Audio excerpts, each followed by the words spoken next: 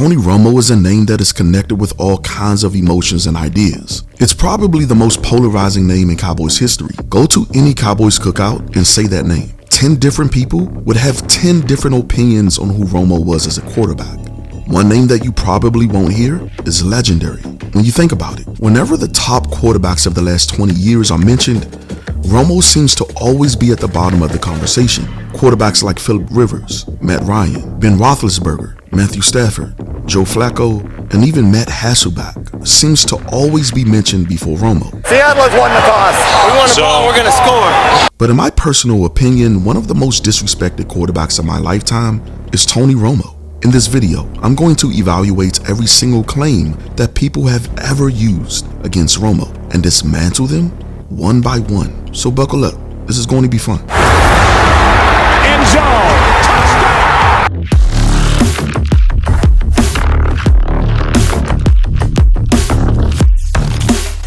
I can't tell you how many times I've argued with a Romo skeptic who refused to believe that Romo was an elite quarterback.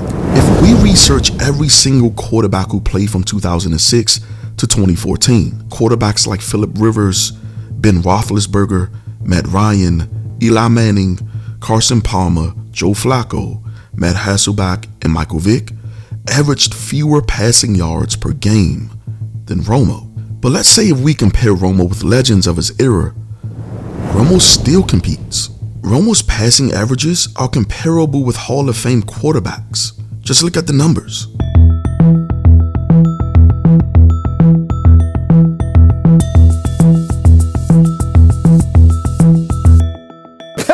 What's my thoughts? I mean, please, this is laughable. First of all, Primetime was hilarious and profoundly accurate. By the way, Primetime, you didn't have the number. The number's 117 interceptions. That's how many interceptions he's thrown in his career. 117. Sometimes I can't understand what games people are watching. Yes, Romo in his earlier years was a gunslinger, but once Romo entered into his prime, that gunslinger was a thing of the past. From 2006 to 2014, Peyton Manning threw 104 interceptions. Drew Brees had 141 interceptions. And look at the list. Philip Rivers, Roethlisberger, Carson Palmer, Brees, even Eli Manning had 159 interceptions. Romo only had 108 interceptions in that stretch, and just 4 more than Peyton Manning. Were these quarterbacks gunslingers too? Even if we evaluate completion percentages, Romo is even better. From 2006 to 2014, only 3 quarterbacks had better completion percentages than Romo. Romo has the 4th best completion percentage among the greatest quarterbacks of his era. Even if we look at metrics like passer rating, just 4 quarterbacks of that era had better passer rating: Manning, Brady, Rodgers, and Brees. Romo had a low 2.6 interceptions rating in that stretch. I think it's time to put to rest that Romo was this careless gunslinger who didn't take care of the ball. He took care of the ball at the same rate as any quarterback of his era, and most of the time even better.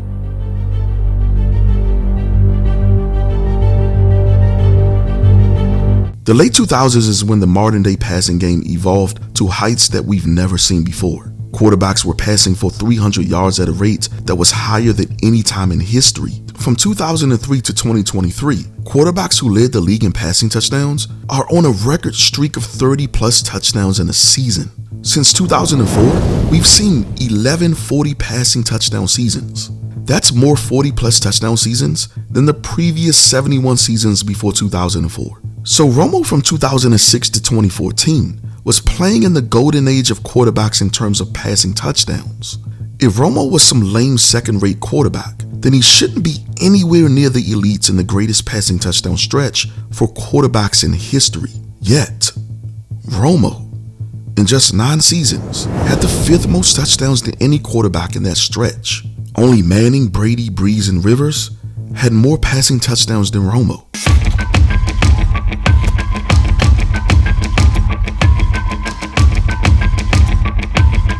I think one of the craziest stats that I discovered about Romo is his ANYA numbers. What is ANYA?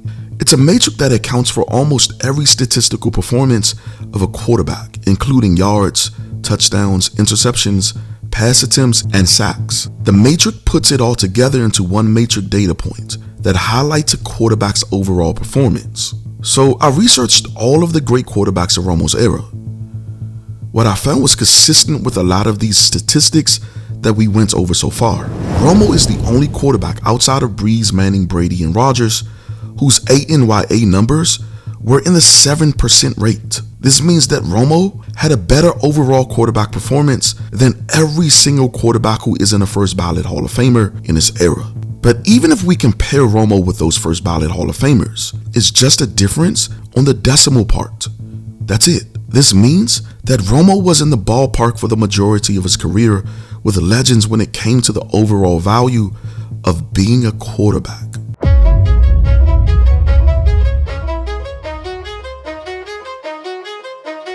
Before we dispel this myth, I'm not saying that Romo was this playoff legendary player who rivaled playoff legends. To say that he's a choker in the postseason is a complete myth. You can't be a choker with the numbers that Romo put up throughout his career. His statistics suggest that with better supports from his teams, he most likely would have had a better playoff career. Tony Romo in 6 playoff games has a completion percentage of 61.6. He's thrown for 8 touchdown passes, passer rating of 93.0, just 2 interceptions, had a low 1.1 interception percentage. Yeah, but Romo only played in 6 games, so of course his numbers are going to be rigged, right? Okay. I compared Peyton Manning's first 6 playoff games with Romo's 6 playoff games. Peyton Manning had the same record as Romo. He passed for 10 touchdowns, had a completion rating of 56.3. He passed for 6 interceptions, a passer rating of 82.5. Okay, that's Peyton Manning. He's a choker too, right? What about Drew Brees? In Drew Brees' first 6 playoff games, he did have a better playoff record and better stats. In fact, Brees' performance in his first 6 playoff games was spectacular. But look at how he took care of the ball though. Keep in mind, that stretch is Drew Brees' greatest postseason stretch of his career, and Romo was neck and neck with him when it came to taking care of the football. If we look at Rodgers, he had a better record in overall stats. Yet, look at how he took care of the ball. Rodgers had 4 interceptions. Again, Romo had 2. What about the GOAT? Brady didn't lose a game in his first 6 playoff performances, but Romo still has better numbers. He has better completion percentages, more touchdowns, fewer interceptions, more yards, and a better passer rating. So what do we have? Romo in his 6 playoff games has better numbers than both Manning and Brady in their first 6 playoff games. But one thing that is consistent regardless of who you line him up with is his ability to take care of the ball. His 2 interceptions in 6 games are the same if not better than Aaron Rodgers, Peyton Manning, Tom Brady, and Drew Brees. Well, you can't compare Brady's first 6 games because that was early in his career, okay? So what you're really saying is that if Romo played on the Patriots in those earlier years, his playoff numbers are good enough to win 2 straight Super Bowls. You might say, well, not really, because Brady made some clutch passes in those games while Romo choked in Seattle. You're right, Romo did choke, but not Romo the quarterback. Romo the place kicker choked. Romo the quarterback led his team down the field into scoring range and was a few yards away from a touchdown. Spins, throws, caught, written. If Romo was on the Patriots, there's no doubt in my mind that he would have won a Super Bowl.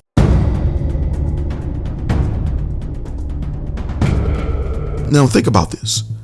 From 2006 to 2014, the Cowboys were top 15 in points scored per drive for every game that Romo started in. However, when looking at points allowed per drive in that stretch, the Cowboys defense cracked the top 11 2 times. The rest were either at the bottom or in the middle of the league. Over these 9 years, the offense's average rank was top 10, while the defense's average rank was top 20. Romo had 4 seasons with a defense that was at least top 18. He only lost 16 games combined in those seasons. When it comes to points allowed for the entire game, Romo has never had more than 1 top 10 defense in his career. How important is having a top 10 defense when it comes to winning a Super Bowl? Since 1970, there have been 53 teams who won the Super Bowl. Only 9 of those 53 teams didn't have a top 10 defense. If we look at Hall of Fame or soon to be Hall of Fame quarterbacks, only Brees, Mahomes, and Manning won a Super Bowl without having a top 10 defense. And even in those years, they weren't supposed to win it. It was considered to be a magical season or playoff run for those teams. When you think of the great quarterbacks who never won a Super Bowl, McNabb had top 10 defenses and still lost. Fran Tarkenton had great defenses.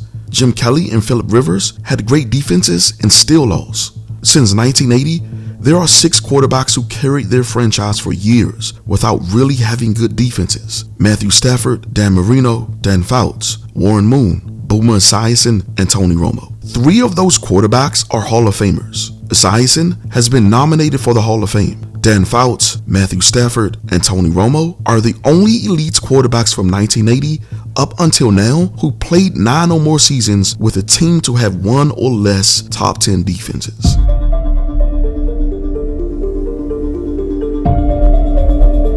To say that Romo is not underrated is a crime. Think about this. The Cowboys never had a losing season with a record below 500 in the season where Romo played over half the season. Romo is the only elite quarterback in Cowboys history who never had an all-pro defensive back. Dak, Staubach, Aikman, White, and Meredith all had all-pro backs. Romo never had a top 5 offensive line in terms of sacks allowed.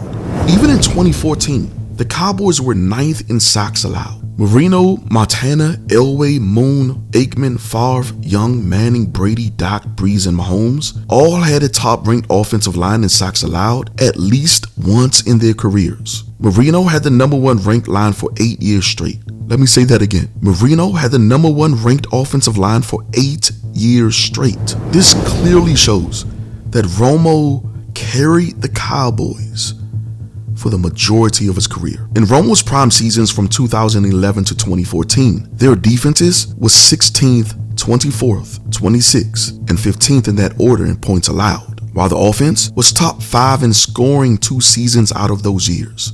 Top 5. Romo's performance was even better than his team. Romo was top 5 in passing touchdowns for 3 times out of those 4 years, and top 6 in each of those 4 years. To say that Romo carried the Dallas Cowboys is an understatement, a complete understatement. Look, I can go on with these numbers.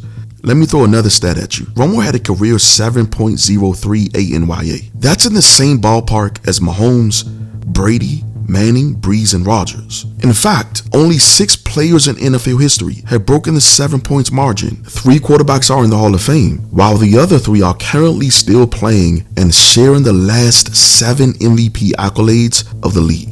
That number alone should make Romo a Hall of Fame consideration. I can do these numbers for days. Romo is the top 5 most underrated quarterback in NFL history, who in my opinion, if you look at his numbers with no bias, deserves a Hall of Fame consideration. If you look at the numbers and the arguments that I presented in this video, I'm not sure how anyone can deny that. That's a fact. Until next time, make sure to like the video and subscribe to the channel. And as always, thanks for watching.